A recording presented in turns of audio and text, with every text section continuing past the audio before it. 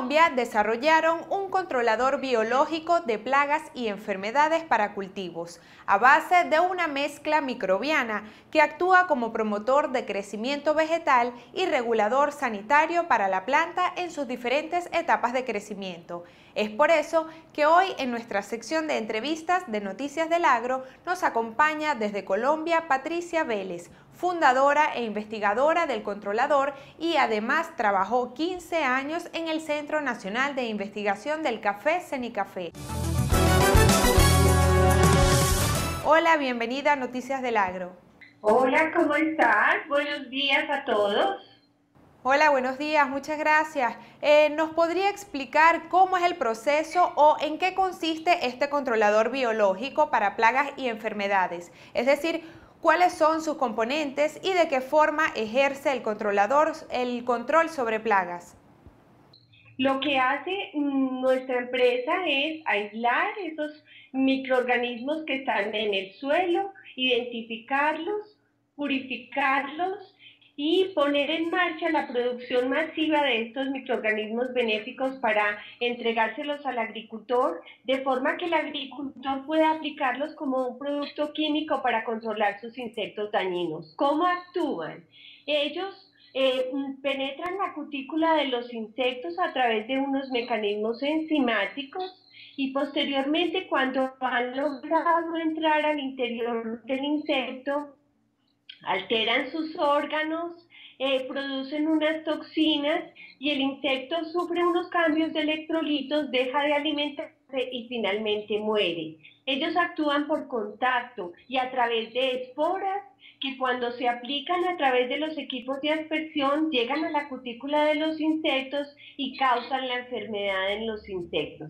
Existen muchos géneros. Actualmente el producto que estamos exportando está conformado por 5 microorganismos, todos activos en control de plagas, en control de patógenos, y lo más importante, tienen una actividad muy importante en el desarrollo radicular de las plantas.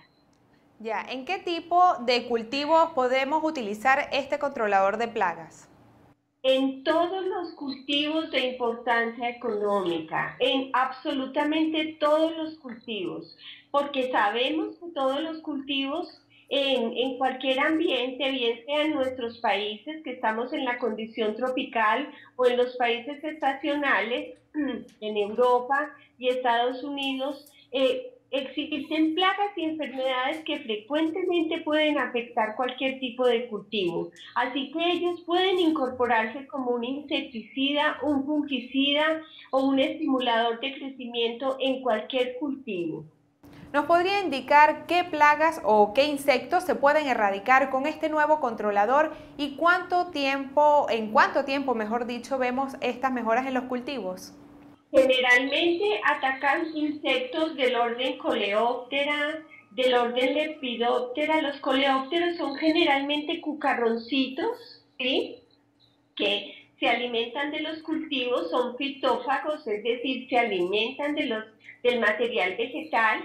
También actúan sobre lepidópteros, que son esos gusanitos que algunos barrenan los cultivos, sobre algunos ácaros, sobre algunos trips. En fin, existe una multiplicidad de insectos y artrópodos sobre los cuales estos géneros pueden actuar eficientemente. Por ejemplo, la garrapata del ganado, que es un problema de salud pública en nuestro país.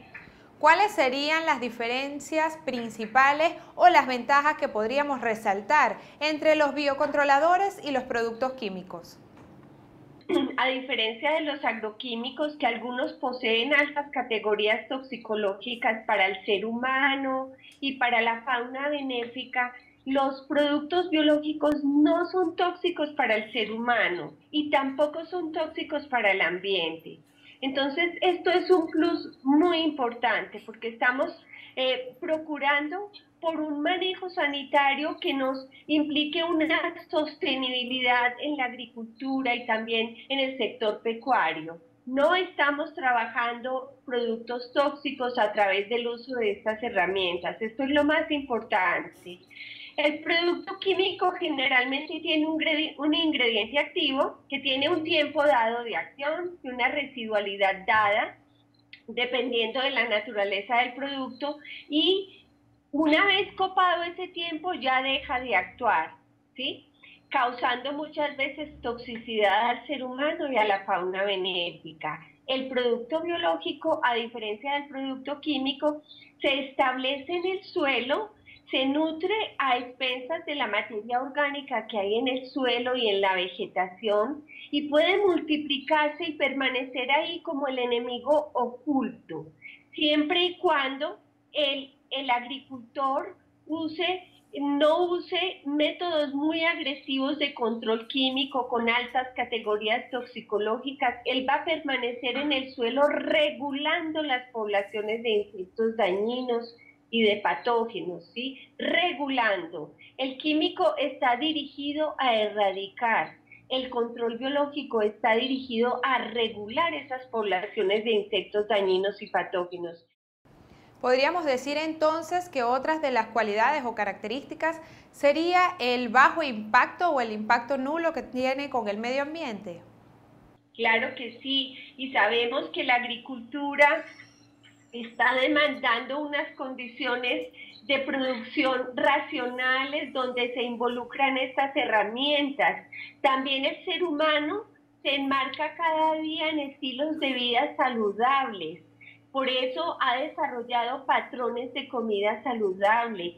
Y tú puedes encontrar muy frecuentemente en Australia y en otros países restaurantes de comidas orgánicas, vinos orgánicos, pan orgánico, muchas hortalizas orgánicas, y solamente podemos obtener este tipo de consumo alimenticio a través del uso de estos productos amigables con el medio ambiente.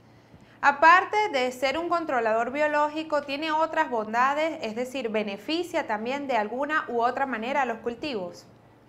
Está conformado por 5 géneros de microorganismos, este consorcio microbiano, y muchos de esos géneros utilizan los nutrientes, utilizan la materia orgánica para extraer de allí los nutrientes y entregárselos en una forma más asimilable a las plantas. Es el caso del potasio, es el caso del fósforo. Entonces la planta puede nutrirse mejor cuando se desarrolla en presencia de estos hongos benéficos y de estas levaduras benéficas. ¿A qué nivel en cuanto a infestación se puede utilizar el control biológico? Ya que sabemos que depende de varios factores, pero ¿cómo medimos cuándo es recomendable utilizar este método y cuándo ya no existen posibilidades? Y debemos de recurrir en sí a los productos químicos. Excelente tu pregunta, Karina. Es muy importante tener en cuenta los momentos en los cuales debe aplicarse el control químico y el control biológico. No quiero decir que el control químico no sea necesario. ¿Qué sería de la especie humana sin los antibióticos? Lo mismo las plantas requieren algunos compuestos químicos, pero ojalá de baja toxicidad, es decir, de bajas categorías toxicológicas, ¿sí? ¿Cuándo aplicar el químico y cuándo aplicar el biológico? Generalmente el químico está indicado cuando tenemos un ataque de insectos dañinos muy alto. Eso lo denominamos una infestación muy alta en términos técnicos, ¿sí? En ese caso hay que recurrir a un producto químico de choque que me haga un efecto de bajar poblaciones de ese insecto plaga o ese insecto dañino. Y cuando pase la residualidad del producto químico y tengamos unos niveles más bajos de infestación, empezamos a aplicar el biológico. ¿Qué es lo que sucede normalmente? Cuando establecemos los programas con estas herramientas, el biológico empieza a aumentarse su frecuencia y llega un momento en que el agricultor reduce grandemente sus costos de manejo sanitario. Así es, bueno, muchísimas gracias. Lamentablemente se nos agotó el tiempo por hoy. Gracias por haber participado hoy con nosotros. Fue Patricia Vélez quien nos vino a hablar sobre el controlador biológico de plagas y enfermedades sobre los cultivos. Muchas gracias por haber estado hoy con nosotros. Con gusto, cariño, que estés muy bien. Gracias a ustedes.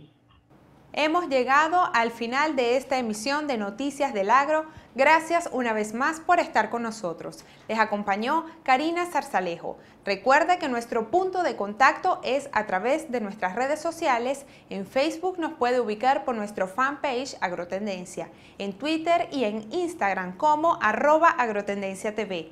También recuerde utilizar nuestra etiqueta hashtag o numeral Noticias del Agro. Y no olvide que si usted tiene alguna información o algún dato de interés que quiera compartir con nosotros, lo puede hacer directamente por nuestro correo noticiasdelagro@agrotendencia.com. Hasta la próxima.